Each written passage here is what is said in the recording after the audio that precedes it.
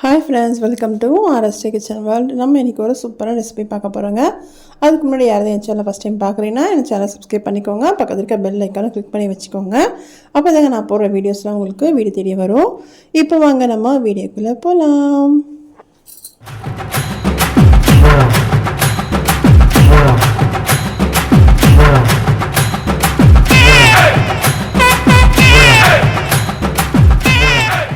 நம்ம இன்றைக்கி செய்ய போகிறது மட்டன் மசாலா தாங்க செய்ய போகிறோம். ரொம்ப ஈஸியாக செய்யலாம், நல்லா டேஸ்ட்டாகவும் இருக்கும். அதுக்கு நான் ஃபஸ்ட்டு மட்டனை இஞ்சி பூண்டு பேஸ்ட்டும் கொஞ்சமாக மஞ்சள்தூள் சேர்த்து நான் வேக வச்சு எடுத்து வச்சுட்டேன் ஃபஸ்ட்டு. இப்போ ஒரு கடாய் வச்சுக்கலாம். கடாயில் ஒரு 3 இல்லை 4 டேபிள் ஸ்பூன் எண்ணெய் சேர்த்துக்கோங்க. நான் வந்து நல்லெண்ணெய் சேர்த்துருக்கேங்க. உங்கள் வீட்டில் நீங்கள் என்ன யூஸ் பண்ணுவீங்களோ அந்த எண்ணெய் நீங்கள் சேர்த்துக்கோங்க. சேர்த்துட்டு ஒரு 2-3 கிராம்பு, ஒரு சின்ன ஸ்பூனில் நான் வந்து சோம்பு சேர்த்துக்கிறேன். 2 பட்டை சேர்த்துக்கோங்க. சேர்த்துட்டு இது நல்லா இது பொரியட்டும்.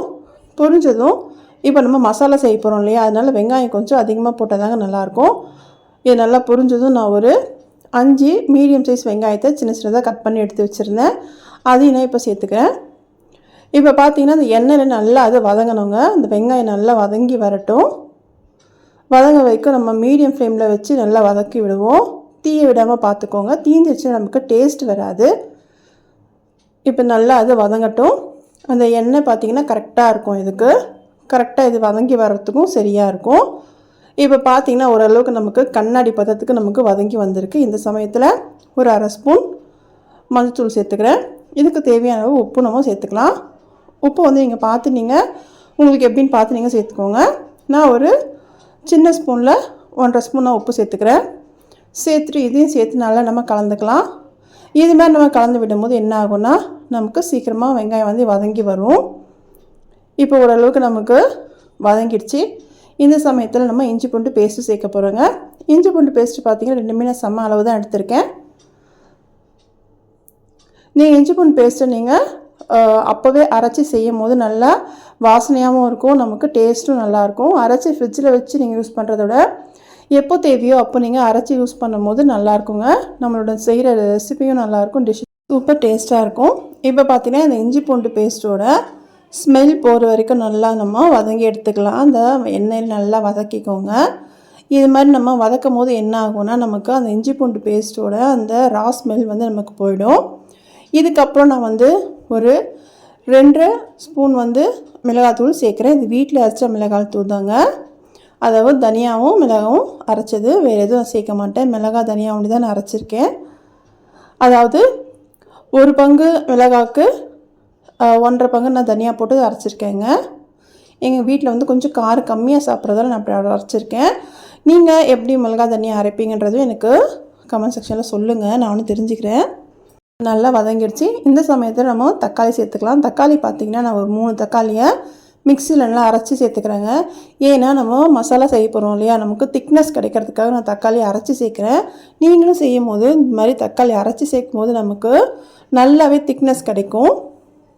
இப்போ நம்ம கட் பண்ணி போடும்போது நம்ம வதக்கிறதுக்கோ அது வந்து மசிஞ்சு வர்றதுக்கு கொஞ்சம் லேட் ஆகும் இல்லையா, அதுக்கு பதில் நீங்கள் இது மாதிரி அரைச்சி சேர்க்கும் போது வேலையும் சீக்கிரம் முடியும். இப்போ பார்த்திங்கன்னா நமக்கு எண்ணெயில் கொஞ்சம் பிரிஞ்சு வந்திருக்கு. இந்த சமயத்தில் வாசனைக்கு கொஞ்சமாக நான் கருவேப்பிலை இலைகளை சேர்த்துக்கிறேன். நீங்கள் புதினா இல்லை கொத்தமல்லி கூட சேர்த்துக்கலாம், இன்னும் நல்லா வாசனையாக இருக்கும். நீங்கள் கருவேப்பிலை சேர்த்து செஞ்சு பாருங்கள், சூப்பராக இருக்கும் நமக்கு. இதுக்கு பார்த்திங்கன்னா அந்த மிக்ஸி ஜார் இருக்குல்லையே, அதே நான் ஒரு டம்ளர் தண்ணி சேர்த்து அதையும் நான் சேர்த்துக்கிறேன். இது வந்து நல்லா கொதிக்கட்டும். கொதிச்சதும் நம்ம என்ன பண்ணலான்னு பார்த்திங்கன்னா நம்ம வேக வச்சுருந்தோம் இல்லையா, அந்த மட்டன் எடுத்து இல்லாமல் சேர்க்க போகிறோம். ஒரு 2 நிமிஷம் மூடி வச்சுருந்தேங்க, அந்த எண்ணெய்லாம் பிரிஞ்சு வரட்டுன்றதுக்காக. இப்போ ஓரளவுக்கு நமக்கு எண்ணெய் பிரிஞ்சு வந்து அந்த மசாலாவும் அதாவது கொஞ்சம் ஒரு 3/4 நமக்கு வெந்து வந்திருக்கும் வெங்காயம் தக்காளி. இந்த சமயத்தில் நம்ம வேக வச்ச இந்த மட்டனை சேர்த்துக்க போகிறோம். சேர்த்துட்டு நல்லா கலந்து விட்டுக்கலாம். நல்லா கலந்து விட்டுட்டு ஒரு 5 நிமிஷம் மூடி வைக்கலாங்க. ஏன்னா நம்ம மசாலாலாம் அந்த மட்டனில் இறங்கணும் இல்லையா, அது நல்லா சிம்மில் வச்சுட்டு நம்ம அப்படியே நம்ம மூடி வைக்கலாம். மட்டனை சேர்த்துட்டு நல்லா கலந்து விட்டுருங்க. நல்லா கலந்து அந்த மசாலாவோட நல்லா அது ஒன்றா கலந்ததும் நம்ம மூடி வைக்கணும். இப்போது மூடி வச்சுட்டு ஒரு 5 நிமிஷத்துலேருந்து 10 நிமிஷத்துக்குள்ளே நீங்கள் எடுத்து பாருங்கள். சூப்பராக நமக்கு எண்ணெய்லாம் பிரிஞ்சு சூப்பரான ஒரு மசாலா ரெடி ஆகிடும்.